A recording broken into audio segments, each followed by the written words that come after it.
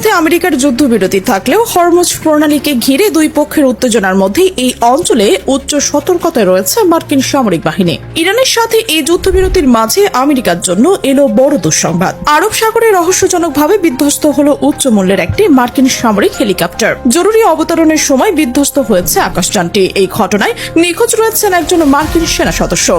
বুধবারের এই ঘটনায় রহস্যের গন্ধ ছড়িয়ে পড়েছে পুরো মধ্যপ্রাচ্যে। হরমুজ প্রণালীর এই উত্তেজনাপূর্ণ পরিস্থিতিতে হঠাৎ করেই এমন ঘটনায় পেন্টাগনের ভেতরে নানা প্রশ্ন উঠতে শুরু করেছে। মার্কিন সামরিক বাহিনীর বরাত দিয়ে আল আরাবিয়া জানিয়েছে, বুধবার মার্কিন বাহিনীর একটি MH-16 হক হেলিকপ্টার জরুরি অবতরণ করে আরব সাগরে। এই ঘটনায় নিখোঁজ হয়েছেন এক সেনা সদস্য, আহত হয়েছেন বেশ কয়েকজন। বিবৃতিতে মার্কিন নৌবাহিনীর পঞ্চম নৌবহর জানিয়েছে, একজন এয়ার ক্রুম্যান নিখোঁজ। তার সন্ধানে তল্লাশি অভিযান চালাচ্ছে এই অঞ্চলে থাকা মার্কিন নৌবাহিনীর নৌবহর। শুধু তাই নয়, হেলিকপ্টার বিধ্বস্তের কারণ অনুসন্ধান শুরু হয়েছে তদন্ত। কিন্তু সবচেয়ে বড় প্রশ্ন হলো, জরুরি অবতরণের আড়ালে আসলে কি ঘটছিল সেই হেলিকপ্টারে? ইরানের কোনো সাইবার আক্রমণ বা গোপন অপারেশনের শিকার হয়েছিল কিনা আকাশযানটি? এই প্রশ্ন এখন ওয়াশিংটনের করিডোরে ঘুরপাক খাচ্ছে।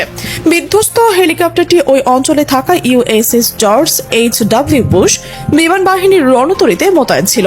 MH-16 সিহক মার্কিন নৌবাহিনীর ব্যবহৃত বহুমুখী এবং শক্তিশালী 2 ইঞ্জিনের একটি সামরিক হেলিকপ্টার।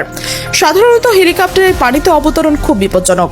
এমনকি খুব অভিজ্ঞ পাইলট থাকলেও হেলিকপ্টারের ওপর অংশ ভারী হওয়ায় পানিতে অবতরণের সময় প্রায়শই উল্টে ডুবে যায়। কিন্তু প্রশ্ন হলো, এত অভিজ্ঞ পাইলটদের দিয়ে পরিচালিত এমন একটি অত্যাধুনিক হেলিকপ্টার কেন হঠাৎ করে জরুরি অবতরণে বাধ্য হলেন? আবহাওয়া খারাপ ছিল, নাকি কোনো যান্ত্রিক ত্রুটি দেখা দিয়েছিল, নাকি এর পেছনে রয়েছে আরো গভীর কোনো ষড়যন্ত্র? ইরানের যুদ্ধে এমনিতেই বহু ক্ষয়ক্ষতি হয়েছে। বৈশ্বিক শক্তিধর দেশ আমেরিকা সেই ক্ষয়ক্ষতি পুষে উঠতে প্রয়োজন প্রচুর সময়।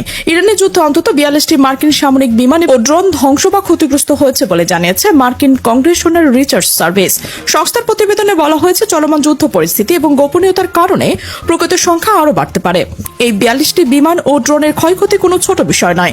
প্রতিটি আকাশযানের পেছনে রয়েছে কোটি কোটি ডলারের বিনিয়োগ এবং মার্কিন প্রযুক্তির চরম গোপনীয়তা। এই বিমানগুলো ধ্বংস হওয়া মানে হলো আমেরিকার সামরিক শক্তির একটি বড় অংশ চিরতরে নিশ্চিহ্ন হয়ে গেছে। শুধু তাই নয়, ইরান অভিযান যুক্তরাষ্ট্রের সামরিক ব্যয় ইতিমধ্যে প্রায় $29 বিলিয়ন পৌঁছেছে।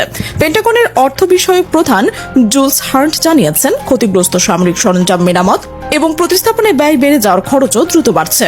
$29 বিলিয়ন এই পরিমাণ অর্থ কেবল একটি সীমিত সামরিক অভিযানে খরচ হওয়া আমেরিকার মতো দেশের জন্য একটি বড় ধাক্কা।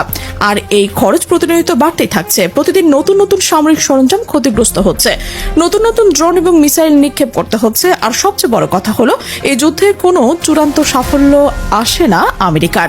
এই ব্যয়বহুল যুদ্ধের ভার কাঁধ থেকে নামাতে প্রাণপণ চেষ্টা চালাচ্ছে আমেরিকা। দেশের ভেতরে এই যুদ্ধের খরচ নিয়ে ক্রমশ অসন্তোষ বাড়ছে।